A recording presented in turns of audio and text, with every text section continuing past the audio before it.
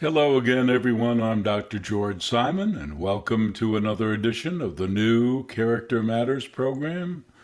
This is the program where we talk about what I consider to be the defining issue of our time, the character crisis that we've been in for some time now, and that has affected every aspect of our lives, especially our intimate relationships. And today I'm going to be talking primarily about covert personalities and character disorders. I've written an article about this same topic on my blog at drgeorgesimon.com. You see the URL up at the top of the screen here. And in that article, I reference several other articles that you might want to access about various topics related to this topic. But suffice it to say, in our day of fairly widespread character dysfunction, there are individuals who simply are not who they appear to be. They're simply not the kind of individuals. They not only style themselves as someone different from who they actually are, but they also conceal their true motivations and agendas. And unfortunately, you don't usually realize this until you've invested quite a bit in a relationship. And then you find out all too late who the person really is and what they've really been up to.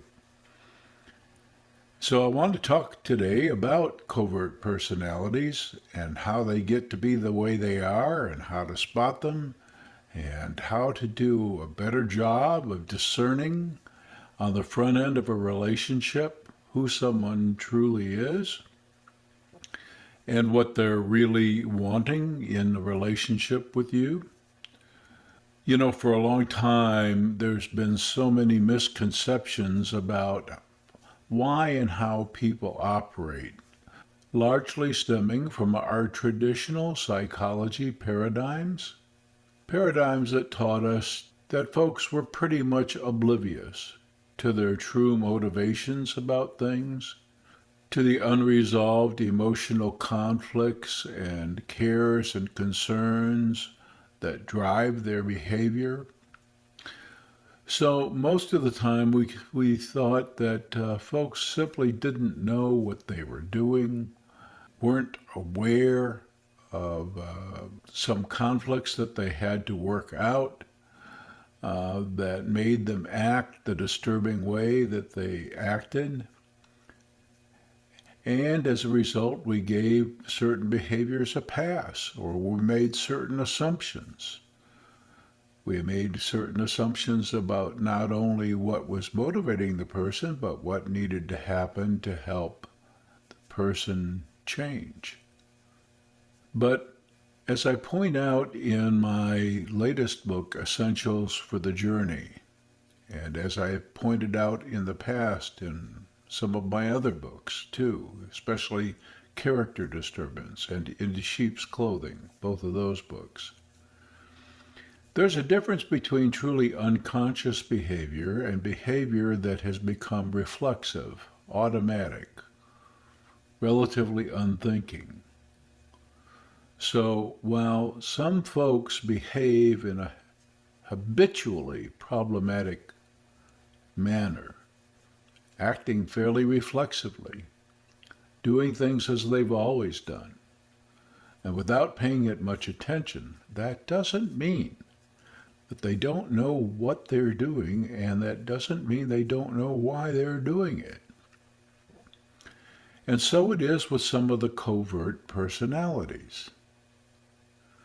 Now, these days, there's a lot of talk about covert narcissism, and I'm going to begin a discussion about that in just a moment.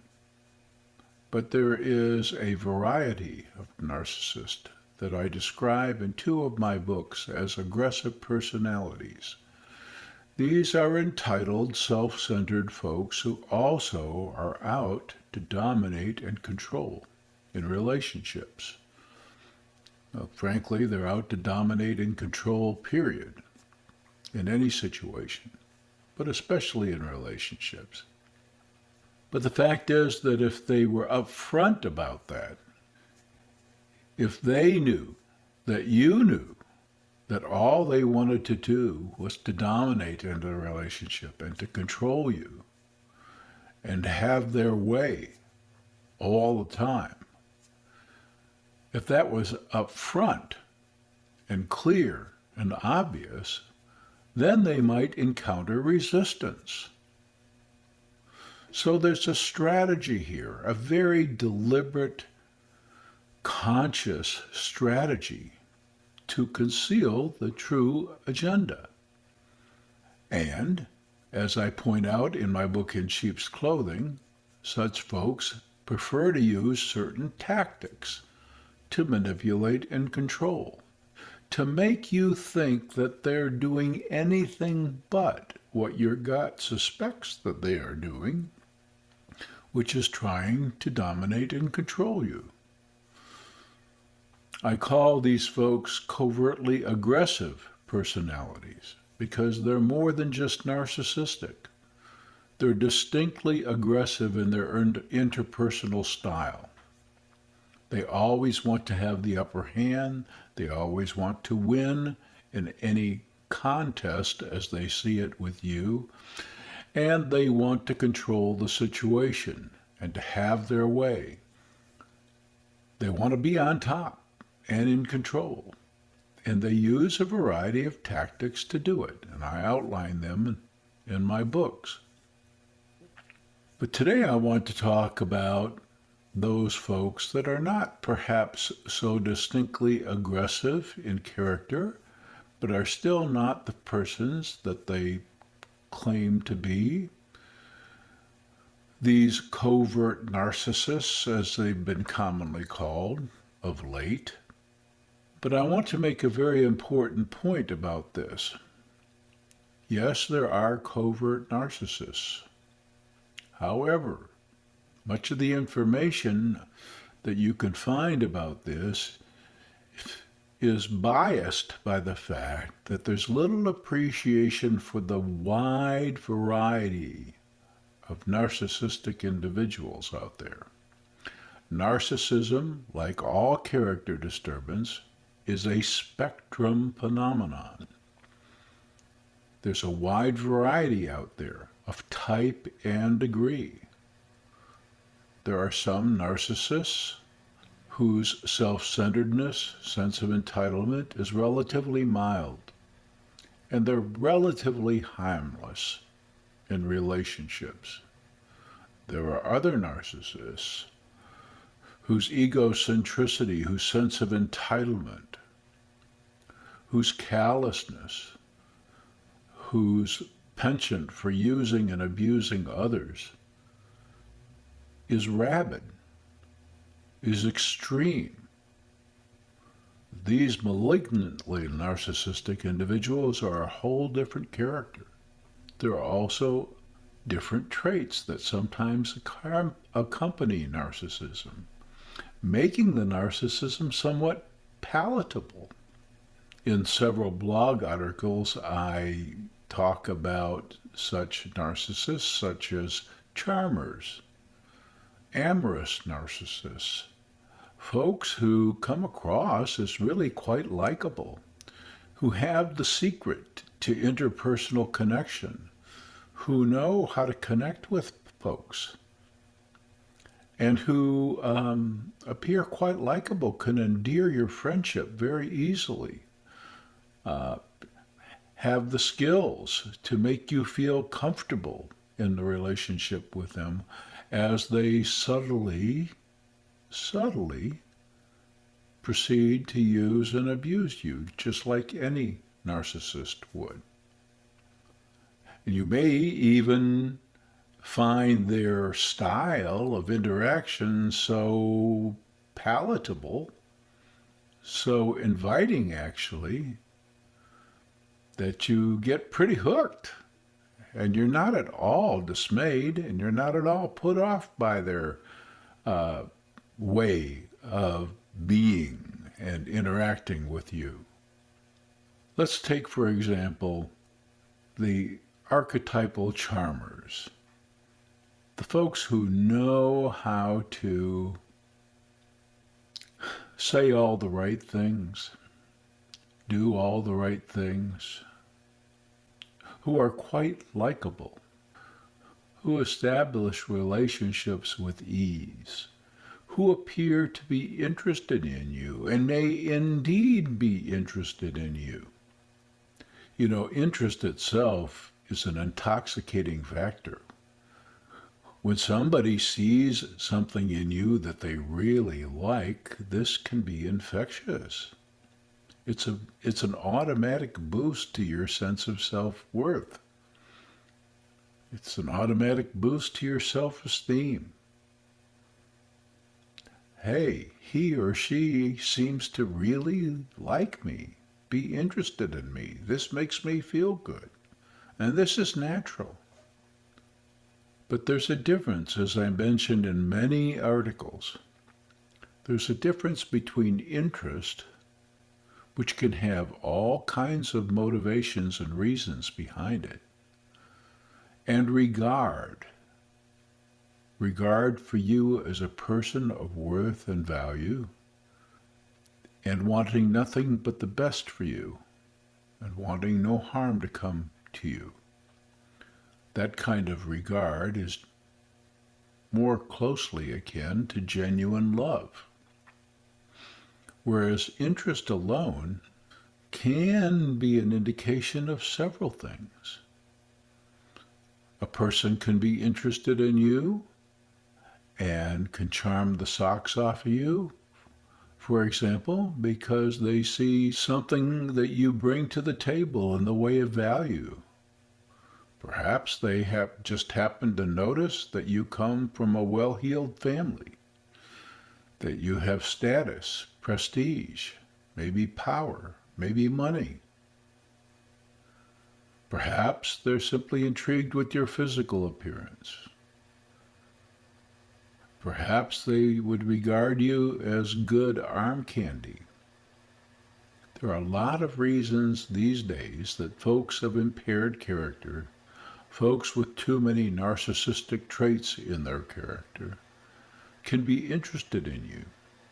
And if you mistake that interest for regard, and you mistake that amiability and likability and charm capacity for character, you won't know how used and abused you have been until it's far too late. Character vetting is a really lost science. It's a really lost art.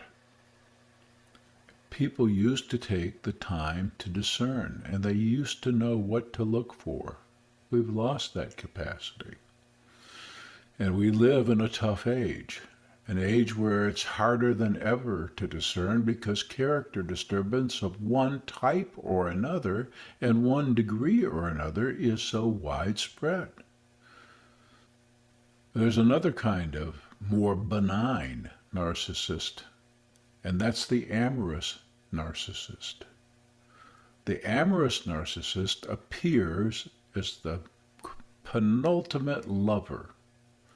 They just love people, it seems. But what they really love, and doesn't become obvious right away, is not so much to truly love, but to be loved. And not necessarily loved in a wholesome sense, but thought well of. Sometimes affirmed, sometimes adulated, and in extreme cases, worshipped. What they're really looking for is your favor, and they'll do what they have to do to get it. And not the least of those things is showing favor to you, making you feel special. It's all part of the art of what I call ego massage. I'll make you feel great, but I fully expect that in doing so, you will see me well too, and you will think that I hung the moon. It's part of a style. It's part of a tact. It's part of a way of relating that ultimately, as you can tell by the descriptions I've just given, is still strictly self-serving. And that's the core of narcissism. Make no mistake, such folks know who they really are, and they know what they're really up to. They do what they do fairly automatically and somewhat unthinkingly because it has worked for them, and so they don't give it a second thought.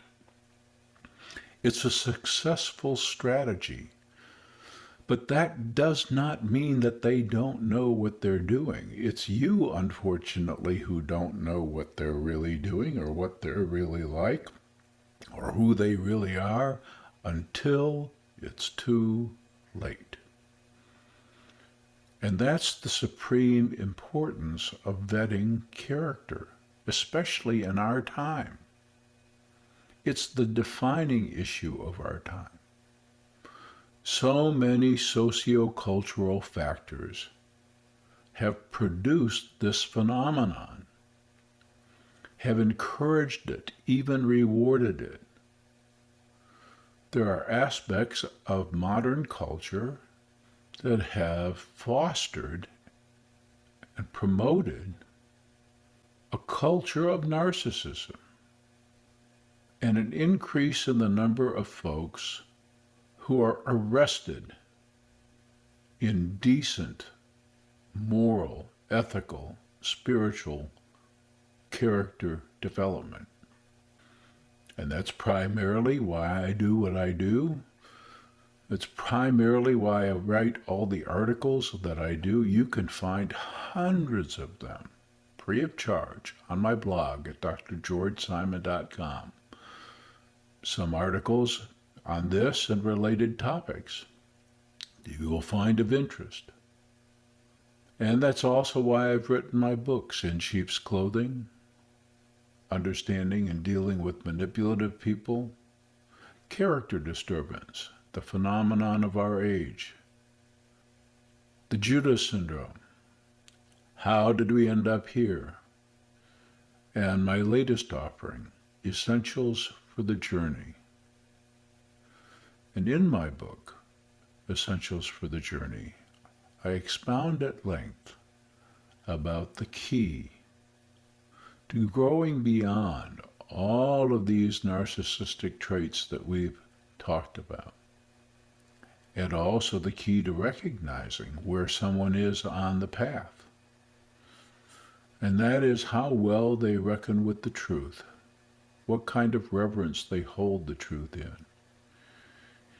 You see, the covert personalities, whether they're covert narcissists or they're covert aggressors, the covert personalities among us are inherently liars and deceivers. They actually know who they are and what they're up to. The only person they want to keep in the dark is you, because they have a self-serving agenda in mind. They have no real reverence for the truth as a value in and of itself.